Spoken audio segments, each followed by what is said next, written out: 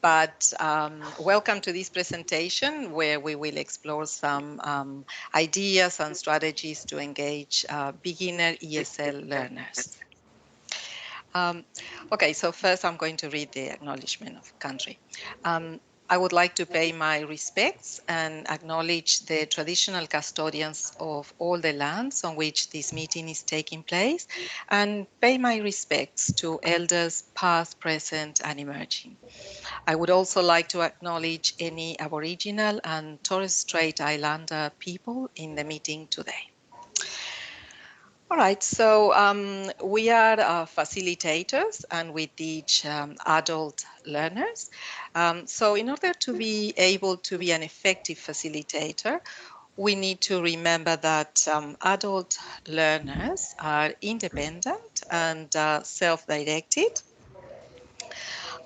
bring a wealth of experiences and knowledge, have family and work commitments, may have very different teaching, learning expectations, and expect our teaching to be relevant and useful. All right, so I'm going to start with a little bit of context. So I would like to mention some important factors that may influence the way in which adult ESL learner learns. Starting with the levels of literacy in their first language, the writing systems in the learner's first language, educational background, psychological barriers which could make learning a little bit difficult, and of course, personal goals for learning English. So now I'm going to describe some of these factors, starting with literacy level in the learner's first language. And I'm going to start with learners who have had minimal or who have minimal or no experience of literacy in their first language, so non-literate learners. So these learners probably grew up in a literate community, but they did not have the opportunity of going to school or formal education. So they are not familiar with written texts and the use of school materials. And semi-literate learners who probably have had access to literacy instruction, but their education was interrupted due to different factors, for example, war or socioeconomic status. And they are able to understand how spoken words can be captured in written form. So they can probably understand new concepts better than non-literate learners. And then I would like to talk about literate learners in their first language. And so I need to describe a little bit their writing systems in their first language. So we have non-alphabet literate learners, those who speak Japanese or Chinese, and they are not used to they are not used to using a phonological based alphabet, so they need to learn alphabetical strategies to understand the sound syllable correspondences. And those non-Roman alphabet literate learners who have a phonetically based alphabet like Arabic or Thai, and find it perhaps easier to read in English, but still there are some issues there, for example, reading from right to left or using vowels. And Roman alphabet literate learners, so for example, Spanish, Italian, French speakers who have similar writing systems to English, so they can transfer reading and writing skills, but they still need to learn English sound symbol correspondences. All right, another important factor could be educational background. So in general, the higher the level of formal education learners have, the more learning skills they will have and the faster they will learn. Sometimes when they have a university degree, they have the learning skills to learn better and faster. Adult ESL learners' expectations could be very different to the way we teach English in Australia, so we need to remember that as well. And psychological barriers is an important factor. Some ESL learners may have suffered traumatic experiences, and it has been scientifically proven that traumatic events can change brain structure, leading to increased anxiety, stress, fear, memory, and concentration problems. And we see these in many of our learners. So I think we need to make the experience of learning English as a second language a positive experience and a nice experience for them. All right, so I'm going to talk about some strategies and ideas when teaching English to absolute beginners. So we ask ourselves, how do we start? Where do we start? In my case, I always start working on building oracy.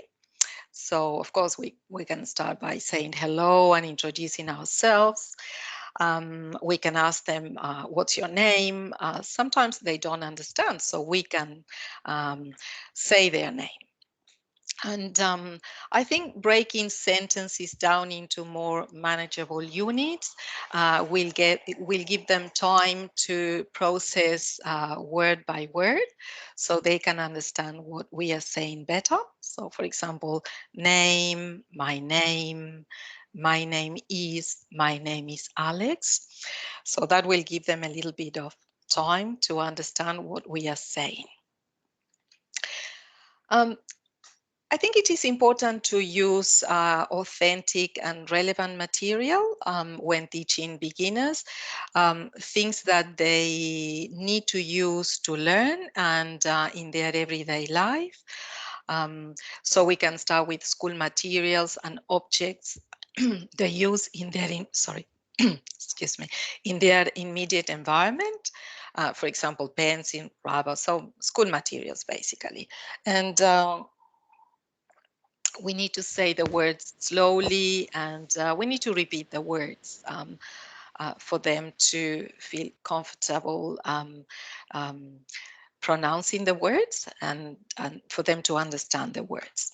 So lots of repetition and drilling there. To make this activity a little bit more interactive, we can play memory games. So we can show them the materials in random order and ask them, what is this?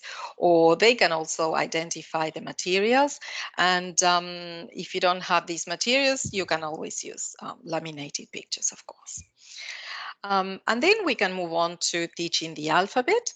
So we can show them the letters of the alphabet in lowercase first, and of course point to the letters and say them as you point them. We can sing the alphabet and encourage them to sing with us. And to make this activity a little bit more interactive, we can use cutout alphabet cards to play a variety of games and activities. I'll show you some examples later on. And then we can start writing. So where do we start? So once the learners know the alphabet, we can show them how to hold a pencil. And here on the right, we've got two images of the acceptable pencil grips. And the next step is to show them how to position the paper to trace some shapes or lines. And then we can introduce capital letters. we can show them both alphabets together and point to lower and uppercase letters as we say them. Then we can write their names using a capital letter at the beginning so they can see one of the uses of capital letters. And again, to make this more interactive, you can cut up a set of both capital and lowercase letters to play matching games, for example, or they can arrange the letters in alphabetical order. They can match lower and capital letters. So these are some examples I use. For example, in this case, they need to match the letters. And I used two colors for the alphabet. So blue for consonants and red for vowels, so they can see the difference from the beginning. Here we have the alphabet in random order, so they have to put them into the correct order. And then we can do the same thing with numbers. All right, now some tips when teaching beginners online, so distance learning. First of all, I think it is a good idea to share your screen with the learners so they can see what you see. I personally use Microsoft Word as a whiteboard to explain new words and give examples. And then I can email that document to the learner at the end of the lesson so they can revise what we have discussed during the lesson. I think it's important to use a large font and probably the zoom function and to highlight the words as you read them so they can follow you. And of course, you can use an online translator to communicate with the learner if required, if you need to say something important. The use of the camera to show the position of lips and tongue when pronouncing words is also important. Of course, keep instructions simple and clear. For example, open the book, copy, read, and be patient. All right, so I'm going to show you an online lesson. So I can show you how I use words as a whiteboard. So very good. Umbrella. Umbrella. All right, it's good, but let's have a look at the word. So we Umbrella. say, so this is the word. So we say um um, umbrella, umbrella, umbrella, umbrella. right? So the stress should be on the second syllable. Okay. So umbrella, umbrella. Umbrella. Perfect. Very, very good. Umbrella. Yes. Thank you. That was excellent. All right. Okay. So yes. So in that case, you could see that I highlighted the word and then I showed him the word using Word, Microsoft Word. Okay, topics. So how can which topic to start with? Of course, personal information. We can start with given name and surname. So once they have understood the concept, we can also use first name and family name, and we can ask them questions. For example, what's your given name? And then what's your first name? So they can see that they are synonyms. Then country of origin and language. We also need to start teaching numbers, 1 to 10, using the 4 macro skills, listening, reading, speaking, and writing. And address as part of personal information. So we can ask them, what's your address? Usually they don't know their address, so it's good to have their address, and perhaps you can teach them their address. To do this, we need to introduce new vocabulary, so we can show them pictures. We can do a little role play.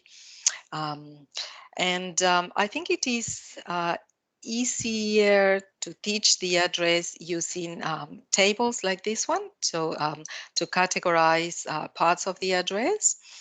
And it can take a long time for students to learn how to say, write, and remember their address, sometimes a month. And perhaps they can say their address in the first term, but then in the second term, we need to start all over again. So we need to be patient. Um, Forms are important. So we can ask them to fill in a simple form, and we can do this activity also using block letters. Some letters don't understand the concept of capital letters because they don't have them in their first language.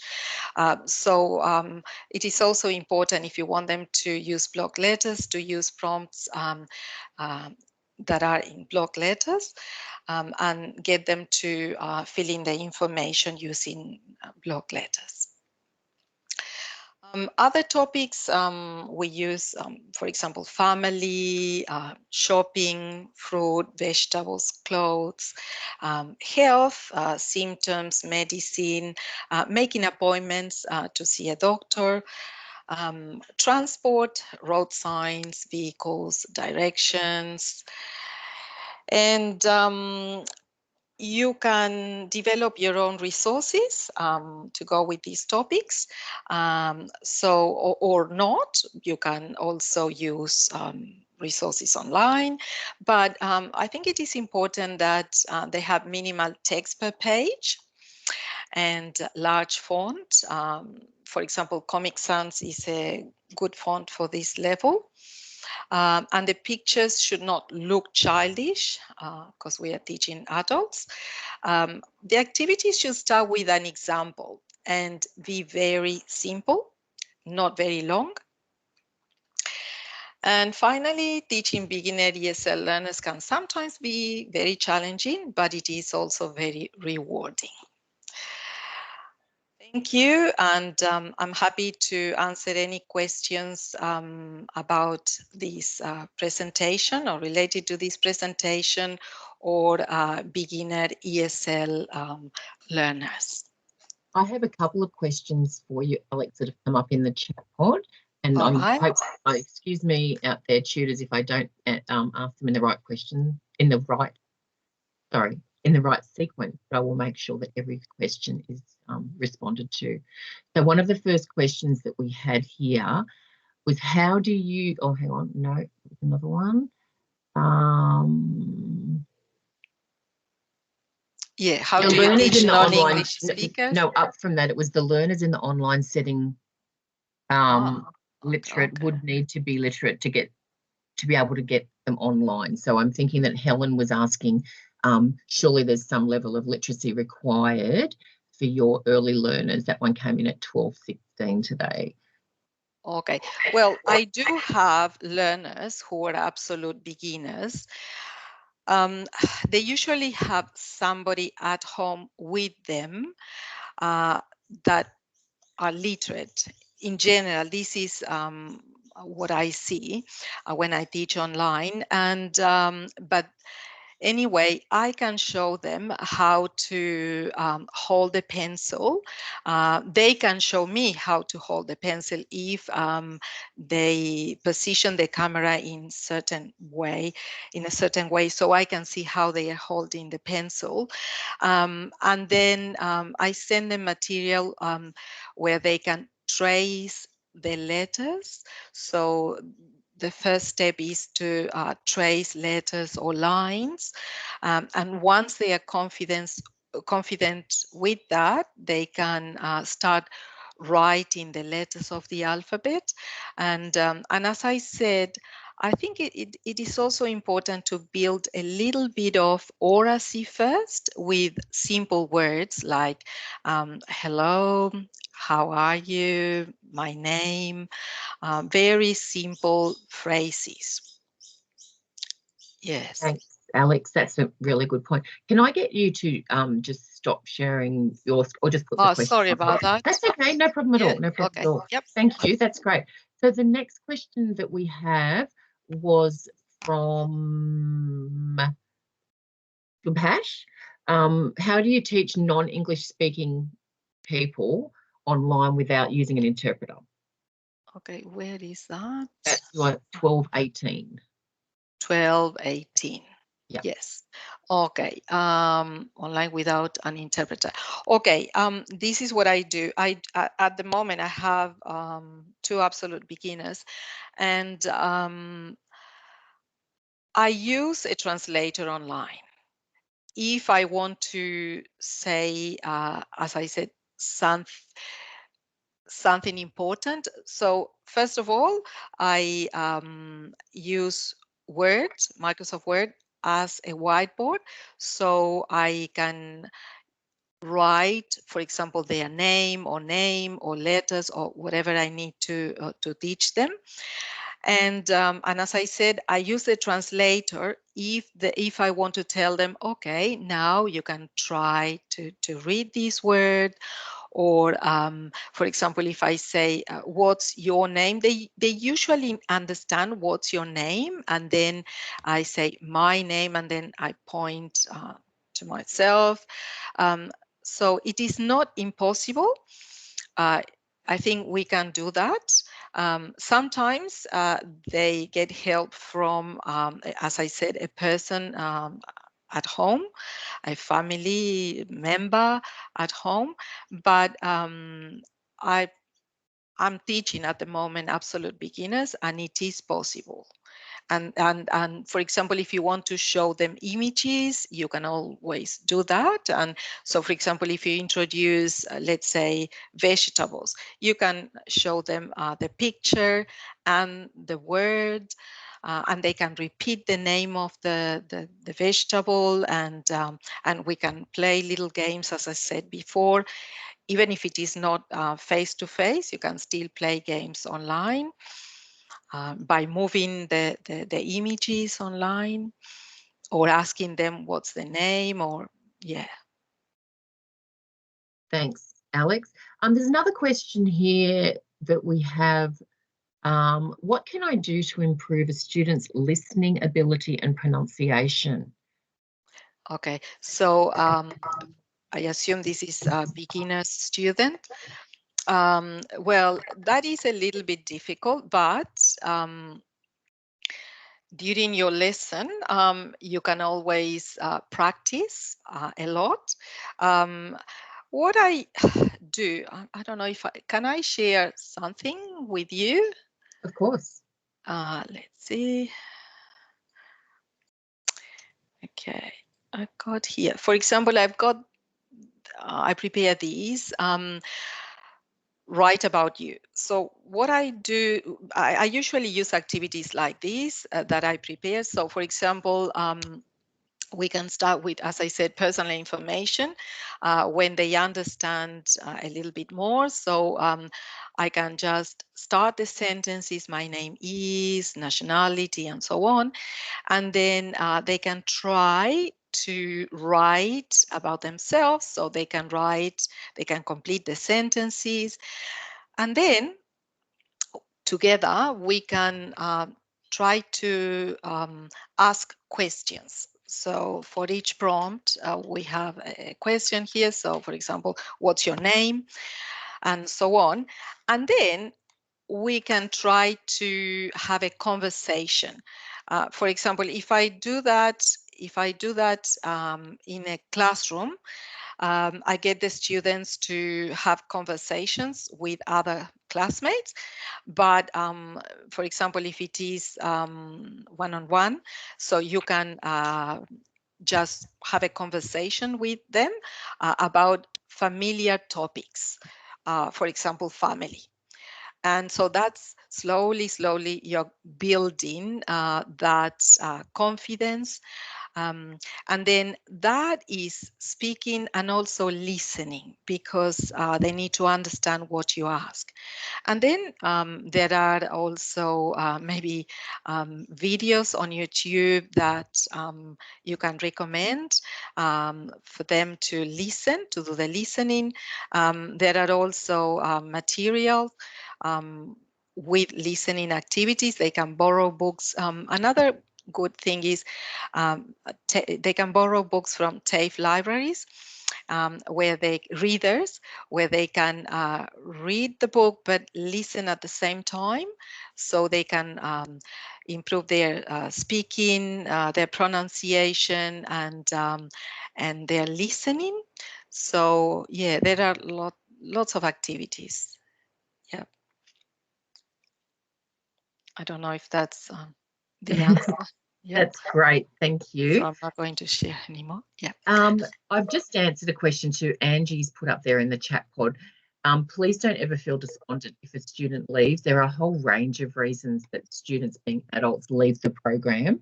And I can assure you that it would be very doubtful from your delivery or commitment that student has left. It's often that, you know, work or family gets in the way. Yeah. And unfortunately, this is where people's English stagnates because they haven't progressed and practiced like you have offered there, Angie. Sometimes years later, those people realise how important those English lessons would have been, and hopefully then they will reconnect with English, because that's a very important part of their journey, and certainly their growth when they're moving to a new country, to have those skills in language to allow them to progress in not only work but a whole range of areas. It becomes very important. Helen Devlin, when you match a tutor and learners to advise the tutor the immediate needs of the learner, what to focus on. Helen, we wish we had that much time to know the exact needs of what that learner will need, but unfortunately, we don't. It's just Athena and I that are coordinating this program across New South Wales. And at the moment, we have about 540 tutors, which we communicate with as best we can. We don't have as much detail as that to provide to you. We do let you know, and we can let you know if the student you've been matched with is currently attending a TAFE class as well. That could be either face-to-face or online. We can give you that information. But the actual needs of the student will vary greatly from student to student. Yes. And we ask you as a tutor to, you know, do your best to meet those needs. We've certainly got different resources that we can provide you to support you. But knowing each of their needs, we don't have that information, unfortunately. We haven't met those students. Can I just ask, Lisa, then, are these learners actually enrolled, or are they from wherever? Are they actually... No, each person in the AMEP is enrolled as a TAFE student. Thank you. So they're enrolled as TAFE students, but they can then elect to either come face-to-face to a TAFE class. These can be full-time, part-time, day, night, or weekend.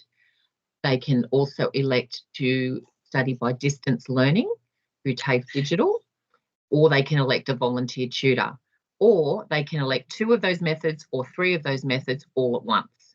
So we have a very wide range of learning that's provided to the student, and depending on which method they choose, their needs again may differ based on the connection that they have as TAFE students. Great. Yeah, thank you. I'm glad I could clear that up for you.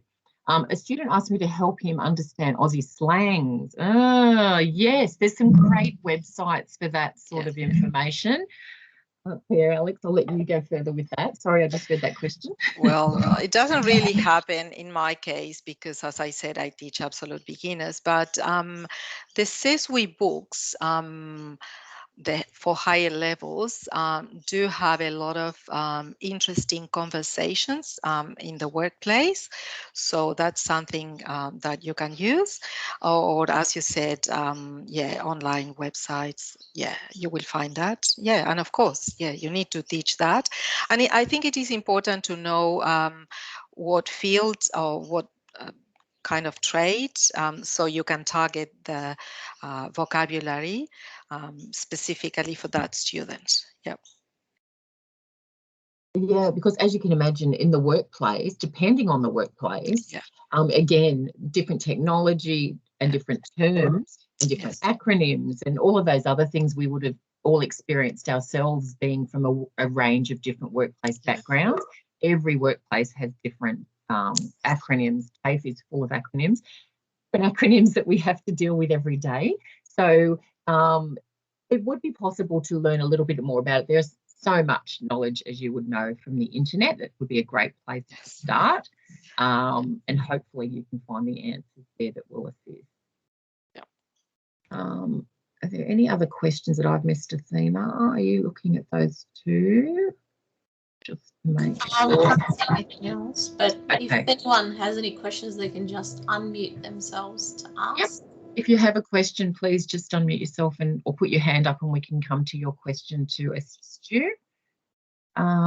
Thanks for your encouragement. She's in her 60s. And I wondered, I often hear, Angie, from tutors who are a little bit frustrated. Sometimes they hit a point with their student where, they're not progressing as I thought they would.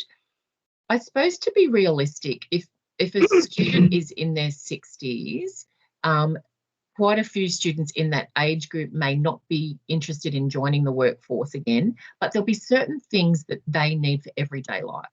So certain phrases you could assist with, like things to do with shopping, things to do with asking questions in a public setting, certain things that will assist them without the whole range of, from day one of what they'll need. As if you were teaching a young person, they'll have different needs as an older person where their learning would be more contained to a certain bubble. Would you say that as well, Alex? Yes, it is so important to make that first connection and try to see the students' needs, because we need to prepare the lessons according to their needs. Thank you. That's Thank you so very important. much. Yeah, look, I found it.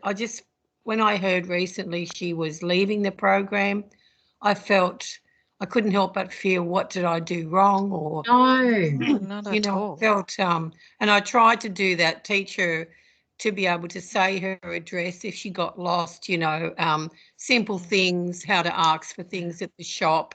I tried to keep it to a minimum, but she didn't practice at all. Apparently, I found out later, between our lessons, I'd leave her simple materials, just words like body parts or animals, just simple things with visual cues for her to go over. And she apparently would leave them in the little container and only bring them out when I came to the next lesson. And because she's in her 60s like me, I thought, well, maybe she just thinks, well, why bother? But I am disappointed to hear that she's, not wanting to continue.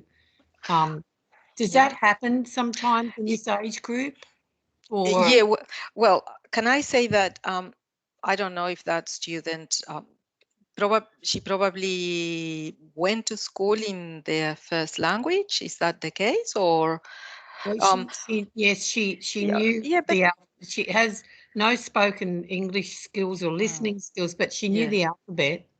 So they are not used to studying. They don't have that discipline. They don't know how to do it. So another thing we need to teach them is how to learn. So what I do with my students, I always ask them, okay, you need to learn a little bit of English every day. So think about your day. When would it be a good time for you to learn? Maybe you can have a cup of coffee and open the book or whatever they need to do, and so encourage and give them a real situation Maybe Monday is a good day if you're free in the morning, maybe from 8 to 9. Okay, you can sit and do a little bit of homework. Maybe you can read this book, this little story, and then on Tuesday you could do this and that. So talk a little bit about how she can learn, because they don't know how to learn. So we have to repeat that I have to repeat that every week with my face-to-face students and distance students. And I would say, okay, so maybe for next class, could you please do this activity? Could you please practice that? When can you do that? So ask them. Yes. Okay, thank you. It's a great idea, thank you. All right. It is, isn't it? We just assume so much of adult learners because they're adults, but Yeah. for many people who haven't had a lot of education or schooling or haven't studied for a long time, it's the same for any of us. If you go back Yes. at an older age to increase your education, it's a rude shock, I can tell you. And it's very hard to get your head back into that. As much as you know it's for your benefit, it's still very hard to be disciplined and make that time and continue making that time. Definitely. We are recording this session, and we will make we have repeated this session twice this week. We did this same session Tuesday evening and today, and one of the sessions we will place for you to be able to review, and the slides as well. This will be made available on the My Impact page, and that's how many of you would have first engaged in the program and submitted your application. If anyone needs access to the My Impact page, please send us an email and we can remind you of your login details. My Impact page is actually really important for you guys because that's where I'm posting news, information, and information about these workshops as well. So it's a good page for you just to have a look at once a week and see if there's any updates. Not that I'm posting weekly, but just keep an eye on that page, please, because that would be really good. Lisa, Richard had his hand up for a while. Sorry, Richard, how can I help you? That's right, Lisa. Something very basic, if I can. Going right back to the beginning about teaching the alphabet, is there a preferred method of doing that? Because I learnt the traditional way, A, B, C, D, E, but what's current practice? Should you use phonetics or what? Alex? Okay. Well, I use the traditional method, and I say the letters as I write them, and I get them to repeat the letters. And so first of all, they need to know the names of the letters because they need to spell words. So that's what I start with. Just teach, and perhaps you can teach them the first maybe 10 letters and focus on that with them repeating after you, and then continue with the other ones. That's what I usually do, and it works. And of course, every learner is different. So if you see that the learner is not making any progress with that method, maybe you change it and try to find a way of engaging the learner. Yeah, but that's the method I use. Okay, thank you. No worries. Great. Are there any more questions at the moment? Because I've just got a bit of information that I'd like to share with you, and it relates actually to one of the questions that you've asked. Does anyone else have any questions for Alex? There's a few questions still in the chat pod, Lisa. Thanks. Helen's got her hand up too. I can see that, Helen. Yeah, I just wanted to ask about culture and how you approach the issue of culture in those early meetings. So if it's an individual from a culture that you're not particularly familiar with, how do you broach that to make sure that you don't trip over any Well, I don't say anything. I address everybody in the same way. I've been teaching for a long, long time, so I have an understanding of different cultures, and maybe you, before teaching that student, you can read a little bit about that culture, so that will make you more comfortable when teaching that student. Basically, I haven't had any problems with that, because I usually prepare myself when I know where the person is from, where the learner is from. I try to read a little bit about their culture. Yeah, but I haven't had any problems. So yeah. Thank you. It's all right. Were there other questions that I missed in the chat pod? Please let me know, because I'm trying to keep up with this while speaking. Yeah, I'll just go through. We missed something. There was a question there I saw about phonetics. Yeah, I'm reading that. Is it a good idea to teach phonetics-based pronunciation? Well, I do that, yes. Like phonemic reading, yes. So I start with short vowel sounds, long vowel sounds, consonant sounds, yes. I do that.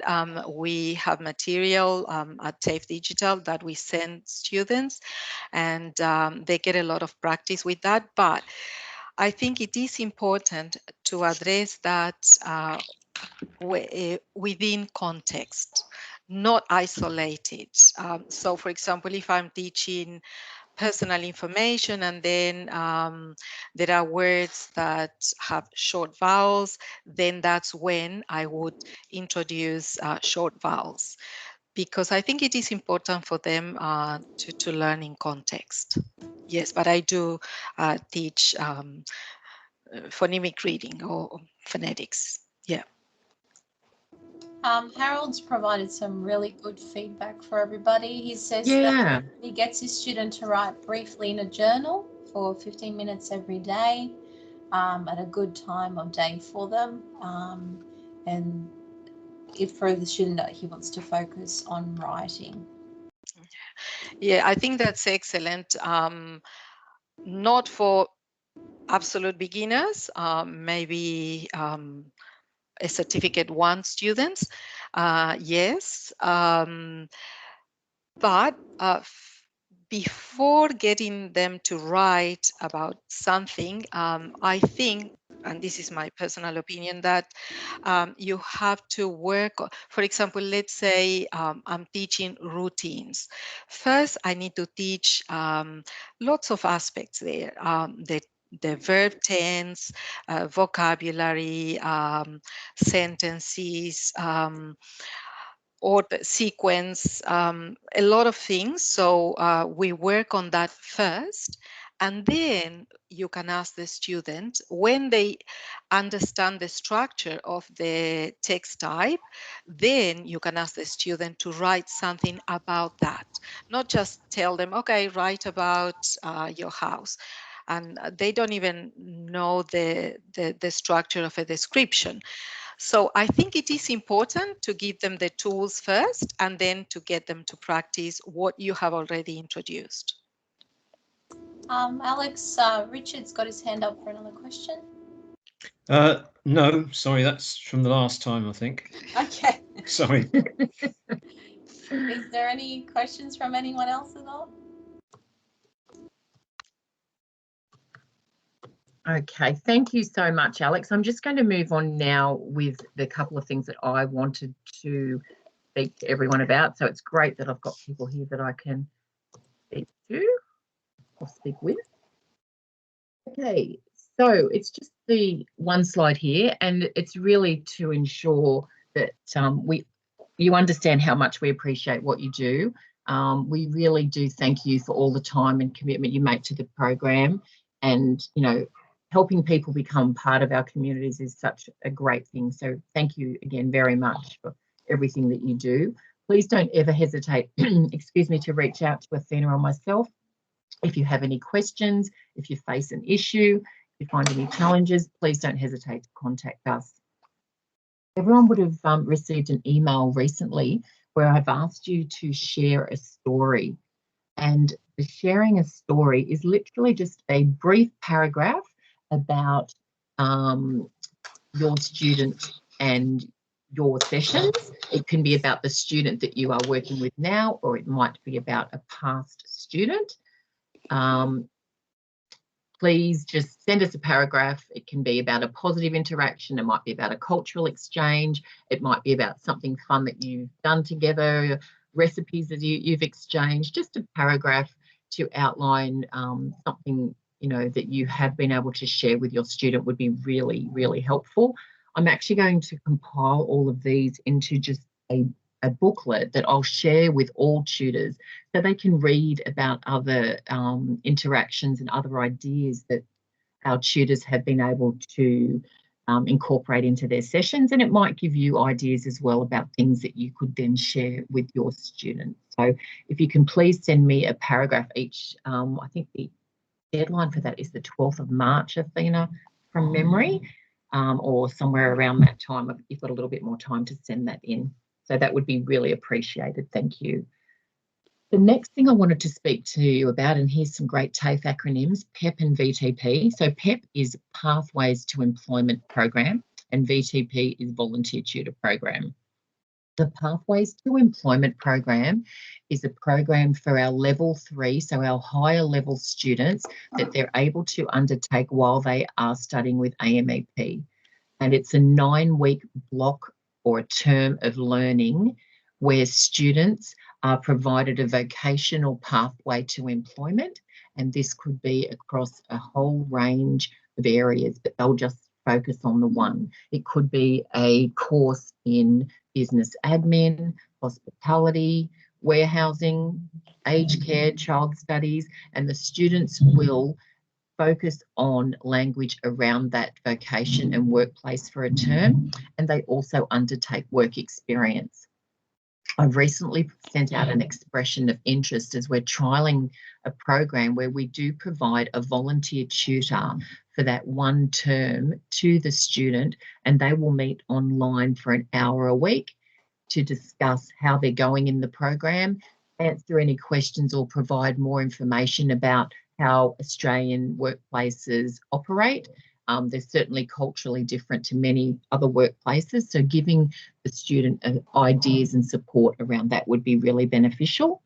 If you feel you would like to become a PEP tutor for a term at some point, it doesn't have to be next term, please send us an email and I can give you some more information about that. The second last point, I've actually got one more point I'm going to speak to about after this one. The next point is about START, which some of you may have already undertaken START's training. We normally offer this to our tutors who are supporting a refugee client, as it provides more information about how best to support a student that is a refugee.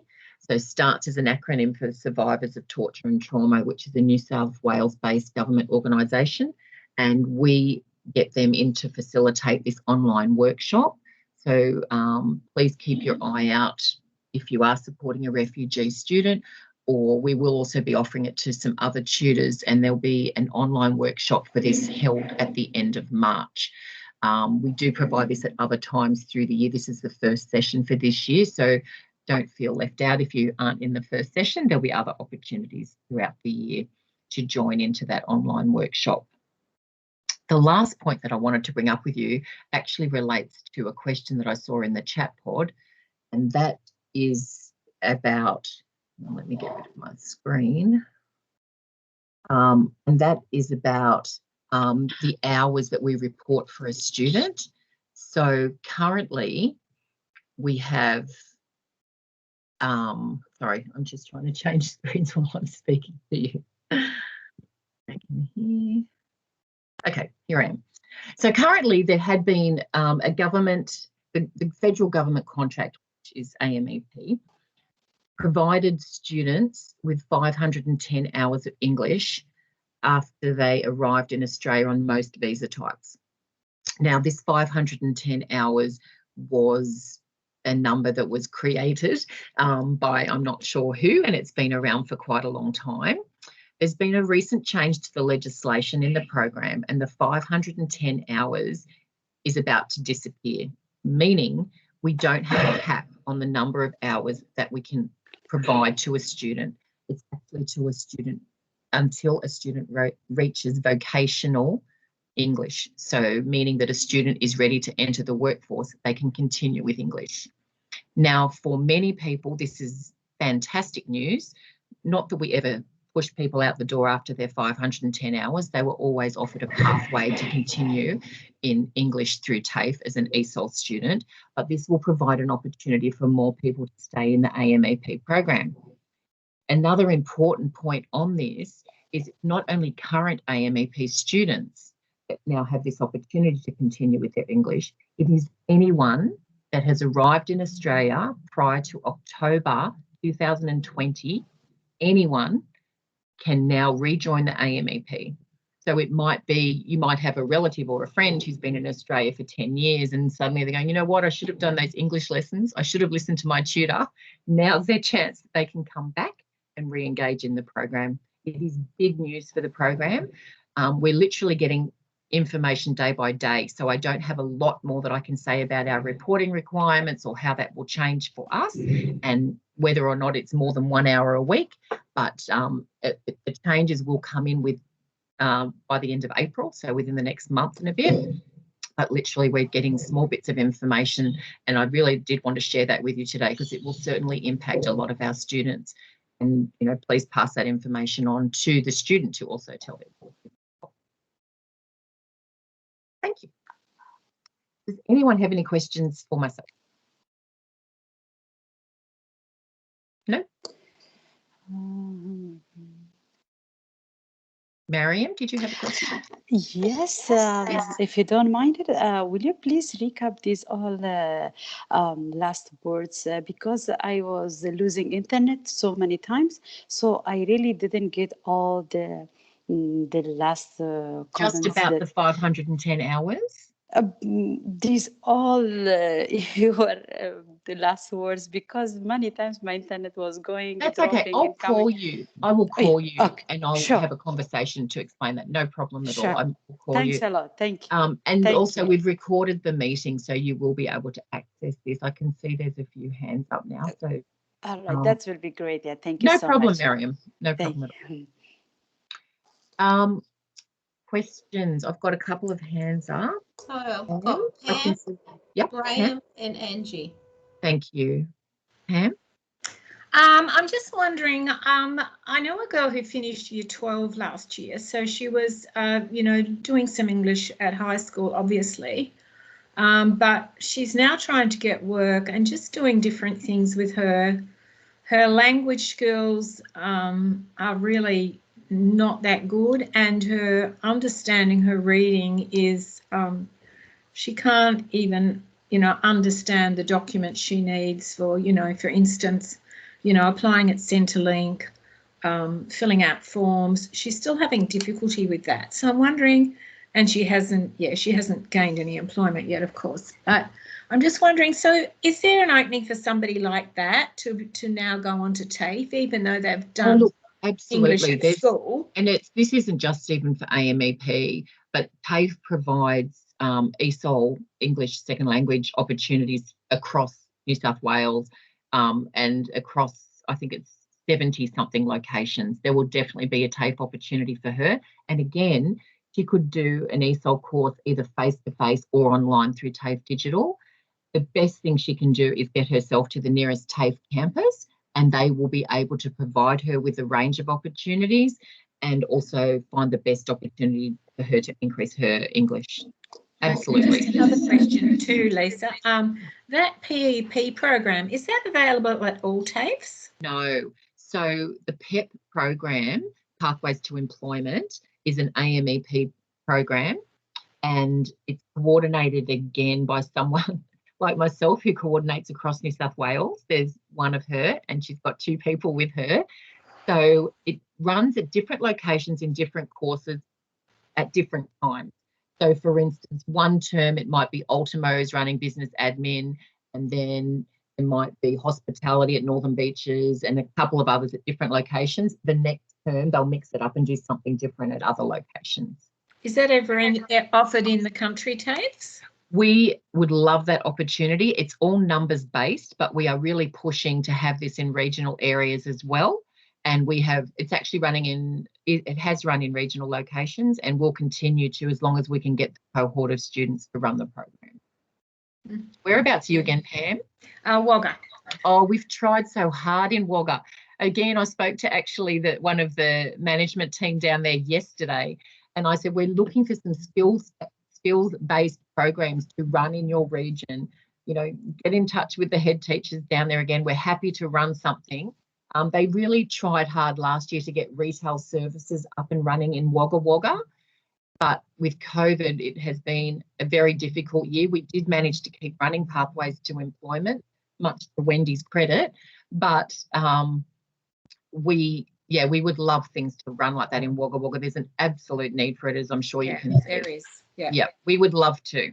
Love to. Thank you. Next person was Graham. Thanks, Graham. Hello? I'm still here. Graham? It says Graham. I hope it's Graham and not signed in as someone else. I don't know. If Graham doesn't answer, we'll go to Angie, please. Go to Angie, and whoever else has their hand up can go next if we don't know their name.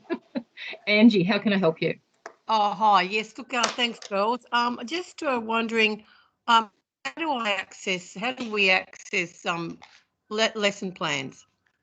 Okay, so we as tutors aren't required to necessarily create our own lesson plans. I understand, though, that some of us as tutors might have a student who is not attending a TAFE class at the moment. And yes, we do have some resources that we can send you to support you, but ideally we are supporting most of our students who are already receiving a lesson or a pathway of curriculum that's been delivered by a teacher. If your student isn't, please let us know and we can send you through some more resources that might assist you. Well, yeah, my previous student, she didn't attend anything, so I just would have liked to have accessed some resources for that. Sure, send us an email. We've got loads of things that we can send on to you. Okay. So don't hesitate to contact us. Fantastic. Thank you very much. That's all I wanted to ask. Thank you. Yeah, no problem at all. Next Graham's got no microphone. While Graham's typing his question, Mariam, you've got another question? Actually, with due respect, I have to leave the group because I have another, at the moment, 1 o'clock workshop. So we'll start. So if with due respect, I have to leave the group. That's all I wanted to say. No problem. Thanks so much for coming along. You're welcome. Have a good day and wish you all the best to all of you. Thank you. Bye. Thanks. Bye to all. Thank you. Now at 12:35, Graham sent us a question. 35. My student is a very beginner and is unable to answer basic questions. For example, what is the involvement in TAFE AMEP, when he has lessons and what the type of lessons are and how far away he lives. He has to call a friend to ask them questions. So I'm assuming he's using the friend to translate the questions. Is that right, Graham?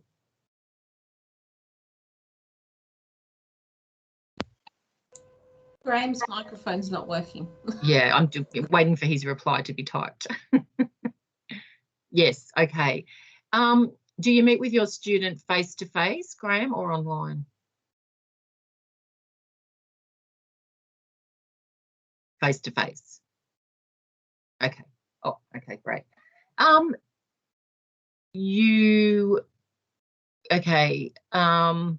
So he is a beginner student. Alex, do you have any suggestions we could use for strategies around this? Well, as I said, with beginner students, I use a translator a lot, so he can use a translator.